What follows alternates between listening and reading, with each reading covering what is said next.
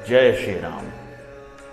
प्रभु श्री राम अयोध्या की गद्दी पर विराज चुके हैं और उनकी मूर्ति इतनी सुंदर है कि उसका वर्णन शब्दों में तो संभव नहीं है, लेकिन फिर भी मैंने मां सरस्वती के आशीर्वाद से प्रभु श्री राम को चंद पंक्तियां अर्पित की हैं और उम्मीद करता हूं कि आप सभी को पसंद आएगी। यदि आप प्रभु की आंखों को गौर से देखेंगे तो आपको ऐसा लगेगा मानो उनकी आंखों में आंसू है, मानो उनकी आंखों में पानी है। ऐसा लगता है जैसे स्वयं प्रभु श्री राम भी इस वक्त का बेसब्री से इंतजार कर रहे थे। तो आइए उस कविता का आनंद लेते हैं। आंखों में पानी भर के, आंखों में पानी भर के, होठों पर मुस्कान लिए, माथे पर तिलक लगाए, करुणा का भाव लिए, हाथों में है धनुष उठाया, सिर पर है मुकुट सजाया, कानों में है सुंदर कुंडल, चारों तरफ हुआ है मंगल, पहना हुआ है वैजंती माला, कितना अद्भुत है वो रचने वाला। राम लला अब आ चुके हैं, वनवास वो अपना काट चुके हैं, वनवास वो अपना काट चुके हैं। कितना मूर्ख ये इंसान हुआ है, कितना मूर्ख ये इंसान हुआ है जो खुद में ही भगवान हुआ है। अपने रहता था महलों में, मेरे राम को रखा था तंबू में। कोई 10-20 दिन की तो बात नहीं थी, क्या 500 वर्षों तक कहीं न्याय नहीं थी। या आंख बंद करके रखा था, तुमने भगवान को ही मजाक समझ के रखा था। या आंख बंद करके रखा था, तुमने भगवान को ही मजाक समझ के रखा था। वो कहते हैं ना हर अंधकार के बाद होता है सवेरा, वो कहते हैं ना हर अंधकार के बाद होता है सवेरा। पूर्वजों ने जो संघर्ष किया तो दिन हमने देखा सुनहरा।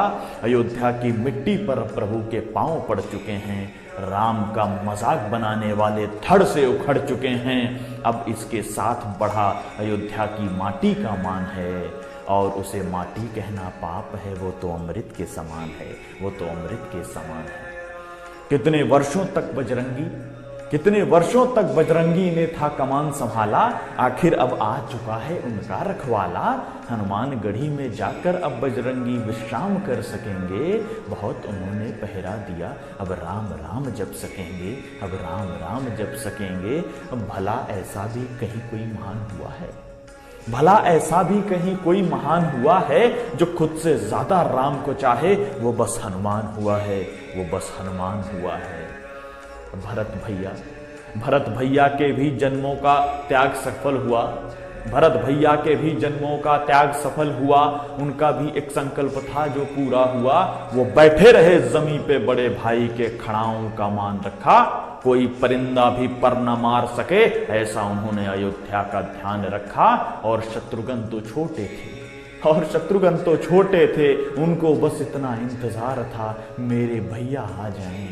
उनको इतना उनसे प्यार था, उनको इतना उनसे प्यार था। कौशल्या मैया उनका तो सब कुछ छूट चुका था, कौशल्या मैया उनका तो सब कुछ छूट चुका था। आंखें बूढ़ी हो चली थी, बेटा उनका बिछड़ चुका था। प्यार से जिसको वो दुलारे, वो राम न जाने कहां गया था। मासूम था उनका बेटा बहुत, कहीं भटक तो नहीं गया था। कैकेयी मैया तो पश्चाताप में जी रही थी, राम और लक्ष्मण को सोचते सुमित्रा मैया रो रही थी, सुमित्रा मैया रो रही थी।